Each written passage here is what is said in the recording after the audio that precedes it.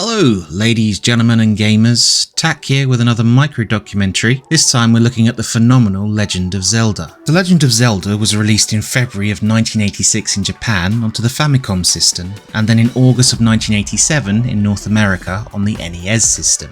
Well before the days of procedural generation, the game included 600 separate handcrafted scenes. 97 are overworld, with those left over for the 9 multi-scene dungeons Link will have to traverse on his journey to collect the Triforce of Wisdom. The game was not the first to offer a New Game Plus feature upon completion, but few others have offered completely different levels upon the second playthrough. In The Legend of Zelda, this is referred to as the Second Quest, or Ura Zeruda, which translates literally to Other Zelda. Perhaps somewhat confusingly, the titular name Zelda doesn't actually refer to the character you're trying to save in the game, although she is also called Zelda. We discover in the second game in the series that the Legend of Zelda actually refers to a sleeping maiden trapped in the North Castle. The development team, led by Miyamoto and Tezuka, worked concurrently on both The Legend of Zelda and Super Mario Bros. At the same time. They tried to separate their ideas into linear and more freeform. Linear ideas, where the action was in a strict order, was left for Mario,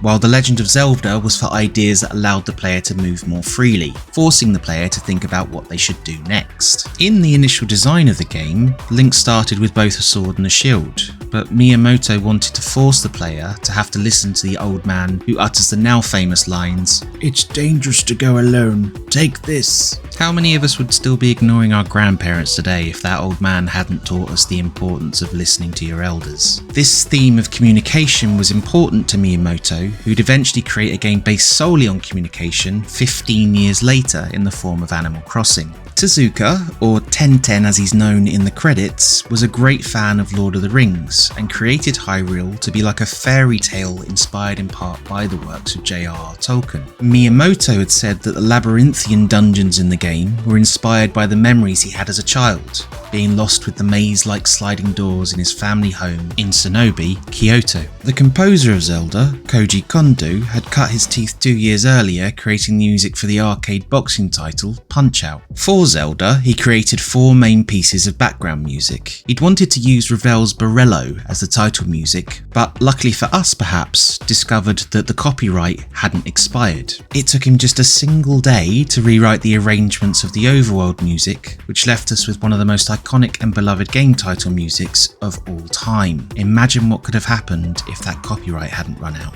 The original Famicom system had included a built-in microphone on its controller, which could be used to defeat the large-eared rabbit-like monster Pole's Voice. The North American NES system did not have a built-in microphone, but the instruction manual still contained a hint suggesting that Pole's Voice hated loud noises. This led many in America to mistakenly believe that Link's recorder could be used to attack the enemy, but in reality this had no effect whatsoever.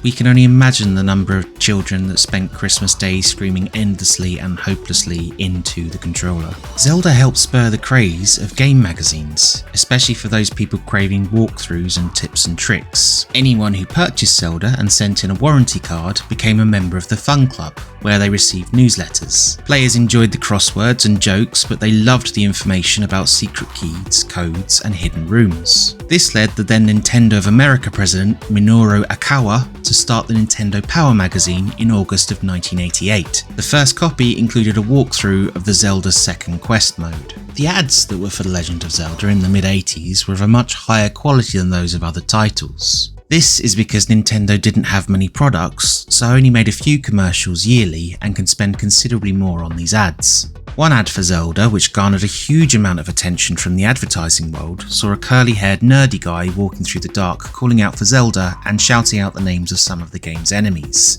By today's standards, it might not look like an amazing advert, but at the time it was absolutely crazy, as they'd spent nearly $5 million on it alone. The Legend of Zelda is considered to be the grandfather of modern action role-playing games, even though itself is not considered an RPG. This is because it lacks many of the key RPG mechanics, such as experience points and inventory management. Miyamoto never classed it as an RPG either, instead referring to it as a real-time adventure game. He went on to say he was not interested in systems where everything in the game is decided by stats and numbers. To date, there have been 20 main series titles. The game sold over 1 million copies in the US during 1987 and 3 million by 1990. In total, it sold 6.51 million copies worldwide and launched one of the most successful and beloved franchises in gaming history. Thanks for sticking around for this micro-documentary on The Legend of Zelda. Hit that subscribe and like button if you want to hear more about gaming history from me. I've been Tack, and you have yourself a phenomenal day.